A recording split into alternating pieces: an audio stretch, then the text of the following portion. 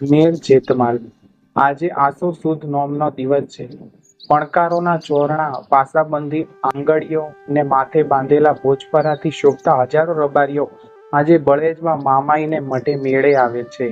તેલમાં ભીંજાવેલા ગુલાબનો શણગાર તેમના હેઠા હૈયા ઉપર તથા પહોળી પરાક્રમી પીઠ ઉપર માતાની પ્રસાદી રૂપે શોભી રહ્યો છે.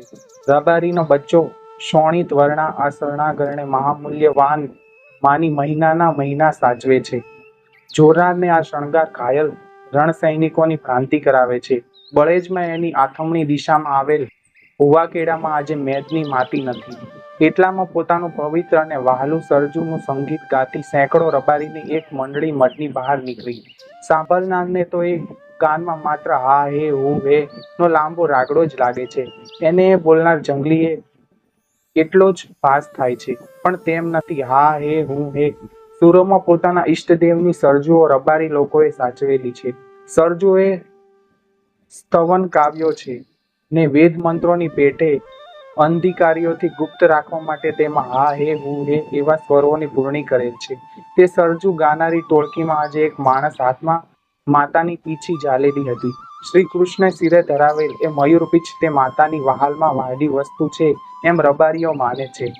હાથમાં કડિયાલી ડાંગોવાળ કદાવર રબારીઓ સરજુઓ ગાતા ગાતા મઢની બહાર ડાબી બાજુએ ખોડેલા એક પાળિયા પાસે આવ્યા. સિંદૂરે અડચેલે પાળિયાને શિરે તેમણે માતાની પીછી અડાડી ત્યાં ઊભા રહી કેટલીય વાર લાંબે રાગે સરજુઓ લલકારી. કેમ જાણે તેઓ પાળિયાને યશોગાન ગાતા હોય.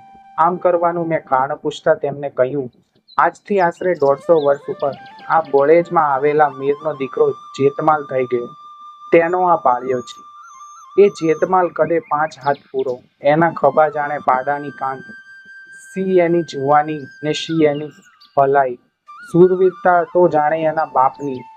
ઘરનો પણ સુખ્યો મોટો માલધારી. એને દેવળિયામાં નેસ નાખેલો અને ત્યાં પોતાનો માલ તથા સગા સંબંધી રહે. એકવાર બાબીની ગિસ્તે આવીને બળેજના ઢોર વાળ્યા. જેતમાલ બેઠો બેઠો રોટલા ખાતો હતો. ત્યાં સુદાખડા મીરે આવી કહ્યું કે તારા જેવા સિંહને સીમાડે બકરા જેવા બાબીથી કેમ બેસી શકાય? હે અળલના સૂત જેતા, તું જેવો ભળ બેઠો છતાં જો ગિસ્ત ઢોર હાંકી જશે તો તું માં જેણ કહેવાશે. ખાવું પડ્યું મૂકીને જોગમાયાની જીભે જેવી વિકરાળ તલવાર તાણી ઘોડીએ ચડી જેતમાલ પોતાના સાથીઓ સાથે ગિસ્ત પાછળ દોડ્યો. શત્રુઓને પકડી પાડ્યા અને કાઠીની કદાવર કણબણ દાંતરડે કણસલા કાપે તેમ ગિસ્તને કાપવા લાગ્યા. ગિસ્તના ભાડુતી સિપાઈઓ મરદ મેરોની જીભ ક્યાં લગી ઝીલે. સિપાઈઓ ધાવણા ન જોળીમાં પડી ટપકે લોહીઓ ઘર ભેગા થયા. એમ પરચ્યાને અમરતાનું પાણી પાઈ જેતો ક્ષેમ કુશળ ઘેર આવ્યો. એક બીજો પ્રસંગ પણ છે. બાલોજ કોટડા તરફ જે સંઘી વસતા તેમને કંઈક કારણે રબારીઓ સાથે વેર બંધાયેલી.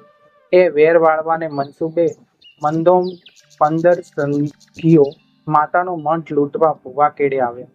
મઢમાં પેશવા જાય છે ત્યાં એક ઘરડા રબારીએ તેમને ટપાર્યા, પણ ત્યાં તો તેમણે પોતાનું પોત પ્રકાશ્યું. વૃદ્ધ રબારીએ તલવાર મારી ધૂળ ચાંટતો કર્યો. ભુવો બહારગામ ગયેલો અને પુરુષ વર્ગ સીમમાં ગયેલો.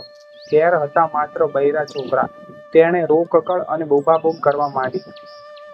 પાસેને રસ્તે ચાલ્યા જતા જેતમાલે એ બૂમો સાંભળી દોડીને ભુવાકેડામાં આવ્યા. જુએ તો માતાના પવિત્ર મઢમાં સંધીઓ ઘૂસેલા અને એક રબારી બહાર ઘાયલ પડેલો છે. મામલો જોતા જ જેતાની આંખ ફાટી. કાળી નાગણ જેવી તલવાર તાણી સંધીઓ ઉપર તૂટી પડ્યો.